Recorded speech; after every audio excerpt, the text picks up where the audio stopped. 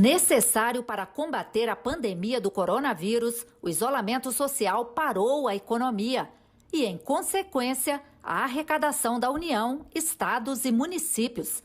A crise fiscal, que já era realidade na maioria dos estados, se agravou. Dados do CONFAZ, Conselho Nacional de Política Fazendária, mostram que, em abril, a receita dos 26 estados e do Distrito Federal caiu 15%, o que significa cerca de 7,4 bilhões de reais a menos.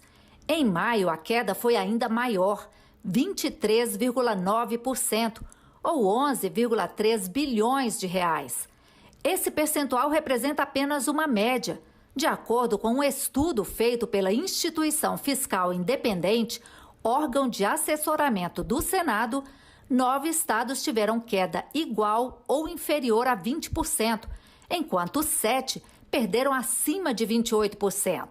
O governador do Espírito Santo, Renato Casagrande, falou sobre as perdas do estado. No mês de abril, já tive aqui uma redução de receita de 9%, no mês de maio, uma redução de receita de 26%, sempre comparado com o mesmo mês do ano anterior. E agora, no mês de junho, certamente teremos uma redução de receita em torno de 20 a 20 e poucos por cento. Então, exige, uma reprogramação, numa hora em que a área de saúde está demandando mais serviço, a área de segurança pública mais serviço, a área de assistência social mais serviço. Para ajudar os estados e também os municípios a enfrentar a perda de arrecadação e ainda implementar ações de combate à pandemia, nos últimos meses foram várias medidas, como a indicação de créditos extraordinário por meio de medidas provisórias, suspensão do pagamento de dívidas e repasses diretos de recursos. Segundo a Instituição Fiscal Independente, uma ajuda que, se for totalmente concretizada, passa de 100 bilhões de reais. Chegamos à conclusão que todas as medidas somadas correspondem a uma ajuda que chegaria a dezembro de 2020 a 107,1 bilhões de reais. Se tirarmos a suspensão da dívida junto aos organismos internacionais e junto aos bancos federais, essa ajuda seria menor, seria de 87,2 bilhões de reais. Essa diferença é porque o presidente Jair Bolsonaro vetou um artigo da lei que autorizava estados e municípios a suspender os pagamentos com esses credores, ficando a União responsável pelos encargos. E o Congresso ainda não analisou esse veto. De qualquer forma, esses valores calculados pela Instituição Fiscal Independente são suficientes ou não? De acordo com os técnicos da IFE, depende de como a recessão vai continuar afetando a receita dos estados até o final do ano.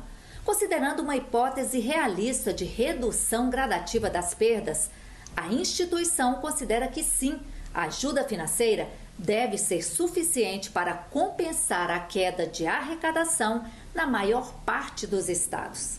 Evidentemente, quando se faz a análise por estado, existem alguns estados que não terão toda a perda compensada, enquanto a maioria dos estados terão suas perdas totalmente compensadas.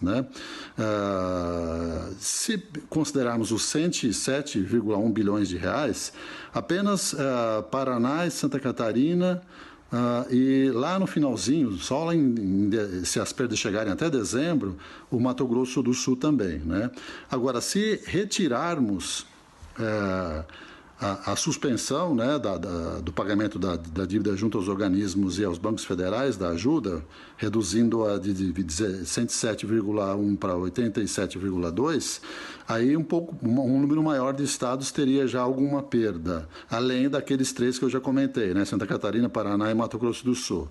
Se incluiriam no grupo também, a partir de, se a perda chegar até setembro, chegariam também a ter alguma perda no sentido da ajuda não compensar a queda estimada da receita, entrariam também nesse grupo o Distrito Federal, o Espírito Santo, Bahia e o Ceará.